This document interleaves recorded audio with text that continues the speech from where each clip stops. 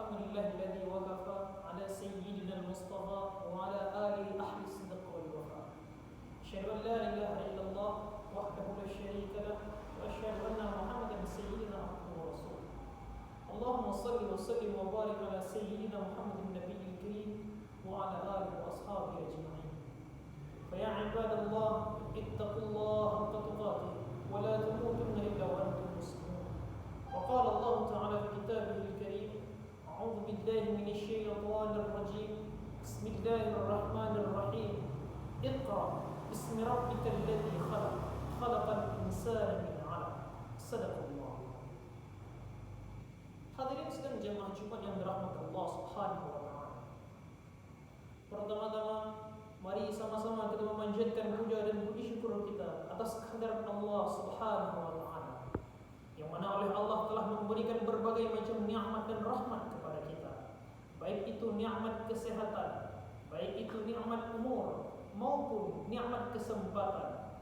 Akan tetapi ada satu nikmat yang Allah berikan, yang mana nikmat ini merupakan nikmat titipan yang tidak Allah titipkan kepada setiap para hamba.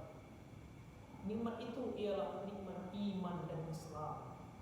Oleh karenanya hadirin, khatib berpesan kepada jemaah pada umumnya agar senantiasa berdoa kepada Allah Subhanahu wa taala agar Allah tetapkan nikmat iman dan Islam ini sampai kita menuju kehadirannya.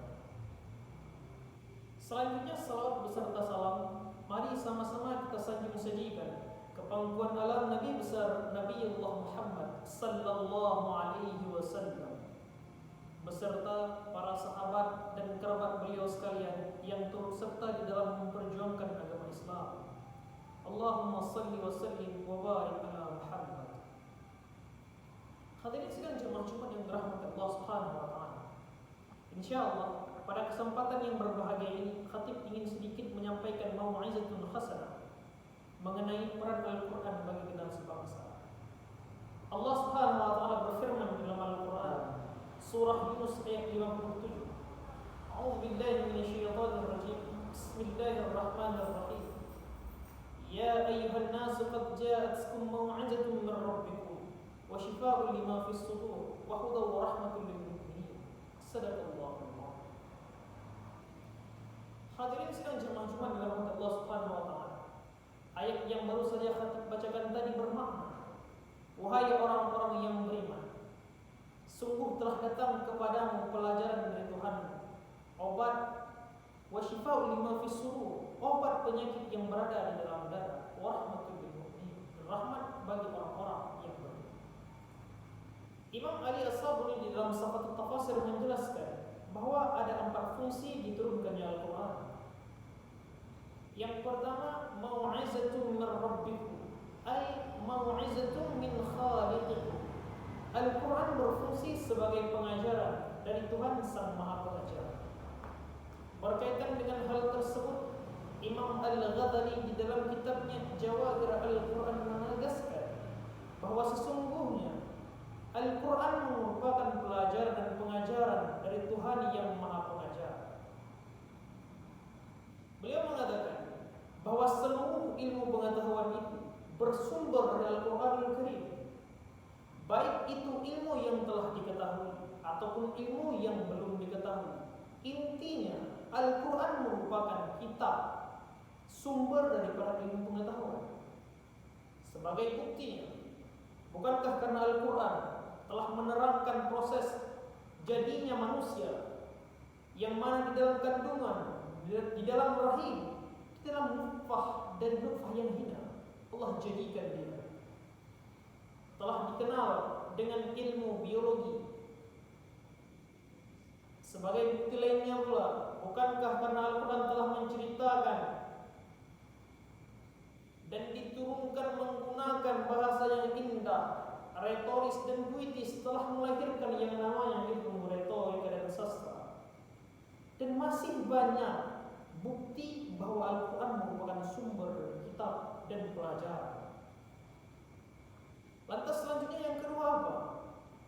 Yang kedua ialah wa syifa'un lima fis sudur, ay yashfi ma fiha min asy-syirki wasyakki wal jahl.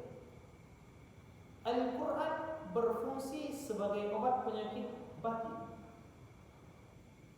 Lantas timbul pertanyaan hadirin, kenapa Al-Quran diturunkan Allah Subhanahu wa Ta'ala menjadi obat penyakit batin dan bukan penyakit zahir yang sebagaimana kita ketahui bahwa penyakit zahir berbahaya begitu.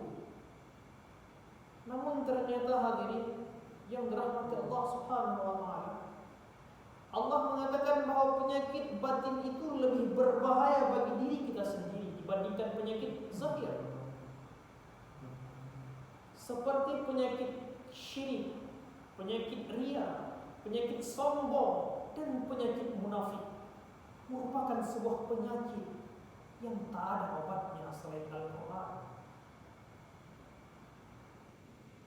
Bila penyakit zahir bisa disembuhkan dengan obat dan resep dari para dokter, maka penyakit batin obatnya hanya satu, yakni mendekat kepada Allah melalui Al-Quranul Karim, senantiasa bermunajat kepadanya, meminta dan memohon kepada Allah Subhanahu wa Ta'ala.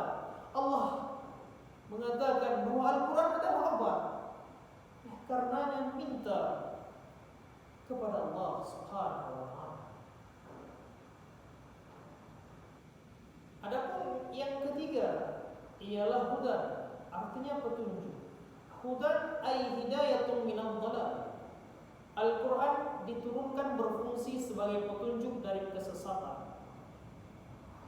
Al-Quran Al-Quranul Karim merupakan sebuah petunjuk yang menjadikan kita, yang menjadikannya sebagai pedoman bagi umat manusia, yang dapat mengeluarkan kita dari kebodohan dan kezaliman yang nyata.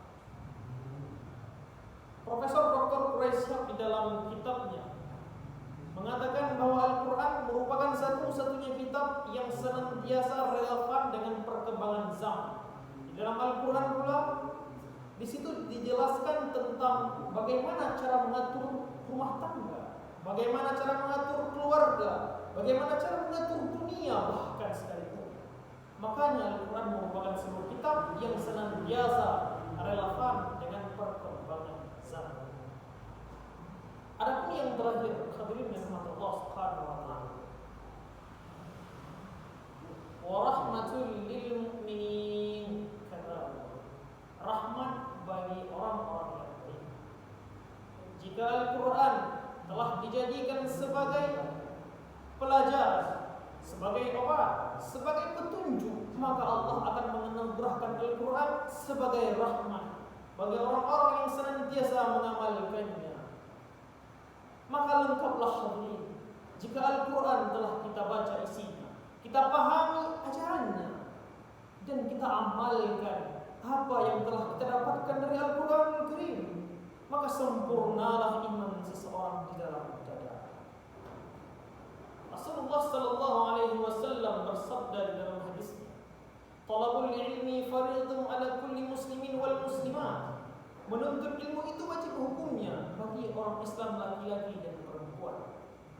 Lantas beliau juga bersabda di dalam hadis yang lain, "Utlubul ilma walau bis-sin." Banyak sekali hadirin hadis-hadis dan ayat tentang pelajaran, tentang pendidikan. Maka oleh karenanya ini merupakan sebuah kewajiban yang utama bagi umat Islam, mempelajari Al-Quran,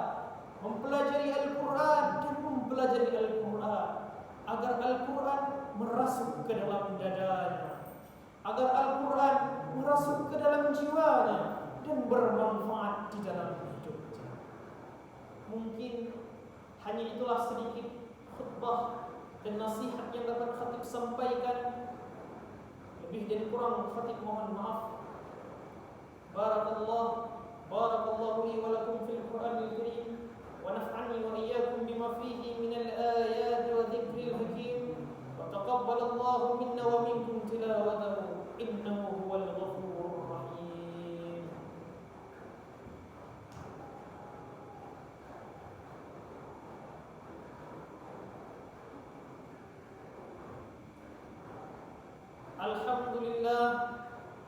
Alhamdulillahilladzi anzala as-sakinata fi qulubil mu'minin liyazdadu imanan ma'a imanihim